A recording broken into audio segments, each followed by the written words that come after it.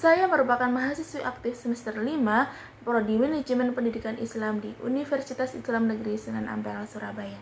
Pada video kali ini, saya akan menjelaskan tentang desain produk dan pemasaran lembaga pendidikan Islam yang diampu oleh Bapak Dosen Muhammad Soleh, SPDI, MPD.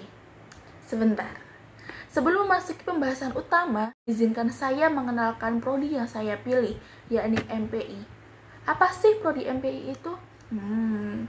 Secara historis, jurusan MPI dulunya bernama KI atau Kependidikan Islam. Memasuki era 2000-an, tepatnya sekitar tahun 2004-an, KI atau Kependidikan Islam diubah ke MPI atau Manajemen Pendidikan Islam hingga saat ini. Nah, baru tahu kan? Mahasiswa atau mahasiswi MPI belajar apa aja sih? Nah, di jurusan ini kita belajar tentang pengelolaan lembaga pendidikan, tentang bagaimana merencanakan, mengelola, melaksanakan, serta mengawasi proses pendidikan dan infrastruktur lembaga pendidikan dengan mengacu pada nilai dan tuntunan agama Islam yang berdasarkan Al-Quran dan hadis. Karena saya kuliah di UIN, jadi namanya MPI. Kalau di kampus umum seperti UNESA, UM, dan lain-lain, nama prodinya hanya MP atau Manajemen Pendidikan saja. Selanjutnya, manfaat kita memilih prodi Manajemen Pendidikan Islam, yakni yang pertama, ketika kita lulus kelak, kita nggak harus menjadi seorang pengajar atau menjadi guru. Karena kita sudah belajar pengelolaan, maka kita bergabung pada pengelolaan sekolah, yakni di kantor. Yang kedua, belajar manajemen dunia pendidikan, khususnya dari segi perencanaan, pengelolaan, dan pengawasan pendidikan. Dan yang ketiga, kelak lulusan MPI dapat berkarir sebagai tenaga administrasi pendidikan, analisis sistem pendidikan, konsultan pendidikan, supervisor pendidikan, dan juga peneliti di bidang pendidikan. Baik, segitu dulu pengenalan tentang prodi manajemen pendidikan Islam. Selanjutnya saya akan masuk ke pembahasan utama. Let's go. Pengertian. Menurut Kotler, mendefinisikan bauran pemasaran sebagai berikut. Bauran pemasaran adalah sekumpulan alat pemasaran yang dapat digunakan oleh perusahaan untuk mencapai tujuan pemasarannya dalam pasar sasaran. Marketing mix adalah kombinasi dari kegiatan-kegiatan pemasaran yang dilakukan oleh perusahaan untuk memasarkan barang dan jasa tertentu selama periode waktu tertentu dan pasar yang tertentu. Pada pembahasan kali ini, judulnya saya pilih yakni marketing mix. Ada product, price, place, and promotion. Yang pertama, marketing mix 4P. Yang pertama, produk atau produk. Produk yang berkualitas akan memiliki nilai jual tinggi, serta akan mampu menarik calon pelanggan untuk membelinya.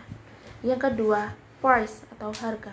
Harga adalah besaran uang yang harus diberikan oleh pelanggan kepada kita untuk dapat menggunakan produk atau jasa kita.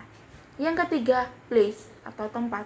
Tempat juga berpengaruh terhadap keberhasilan pemasaran. Tempat yang strategis akan lebih mengundang banyak pelanggan baru ketimbang tempat yang sulit dijangkau oleh pelanggan. Yang perlu diperhatikan dalam menentukan tempat adalah lokasi mudah dijangkau, strategis, dan jangkauan dukungan seperti website, telepon, dan lain-lain. Yang terakhir, promosi. Promosi adalah suatu bentuk komunikasi pemasaran yang merupakan aktivitas pemasaran yang berusaha menyebarkan informasi tentang produk kita, mempengaruhi atau membujuk dan meningkatkan sasaran pasar atau produknya. Pembahasan selanjutnya yakni penerapan marketing plan. Dalam konteks pendidikan, bauran pemasaran atau marketing mix adalah unsur-unsur yang sangat penting dan dapat dipadukan sedemikian rupa, sehingga ada strategi pemasaran yang dapat digunakan untuk memenangkan persaingan. Pembahasan tentang produk. Jasa yang ditawarkan kepada peserta didik atau orang tua yang dapat berupa reputasi, mutu pendidikan, dan prospek yang baik. Dalam hal ini, program layanan yang berkualitas menjadi penentunya dan dibuktikan dengan kualitas keluarannya, yaitu lulusannya. Yang kedua, harga. Pertimbangan mengenai kebijakan harga atau biaya pendidikan akan mempengaruhi minat masyarakat dalam memilih sekolah, sehingga lembaga pendidikan perlu untuk mencari formula yang tepat dalam penentuan standar biaya pendidikan untuk dibebankan kepada orang tua peserta didik. Yang ketiga yaitu tempat. Lokasi sekolah memiliki pengaruh terhadap keputusan orang tua peserta didik dalam memilih sekolah. Yang jika lokasi sekolah semakin strategis, maka semakin mudah aksesnya sehingga akan lebih banyak orang tua yang tertarik untuk menyekolahkan anaknya di sekolah tersebut. Maka dapat disimpulkan bahwa soal lokasi sekolah ini perlu diperhatikan pula dalam pelaksanaan pemasaran jasa pendidikan. Dan yang terakhir, promosi.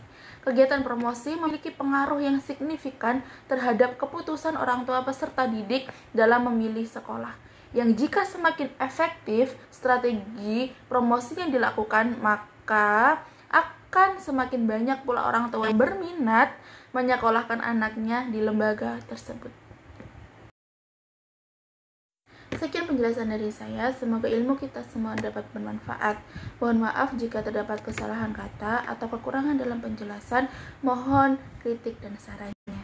Sekian dari saya, wassalamualaikum warahmatullahi wabarakatuh. Bye-bye.